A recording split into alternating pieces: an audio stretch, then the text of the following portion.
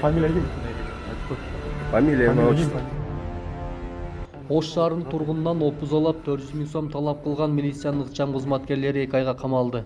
Улуттук коопсуздук боюнча мамлекеттик комитет опузалап акча талап кылган милициянын ыкчам тобу аныкталганын ушул жылдын 29 сентябрында билдирген. Ыкчам иштер Ички иштер министрлигинин ичкиликтөө кызматы менен биргеликте жүргүзүлгөн.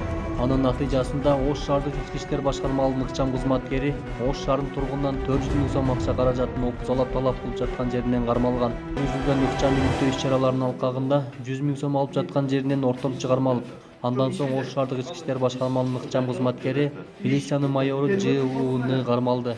Ал 2 айлык мөөнөткө УКМКнын тергөө абагына камакка алынды деп билдирген УКМКдан. Ал эми калган 3 ыкчам кызматкерге издөө жарыяланган.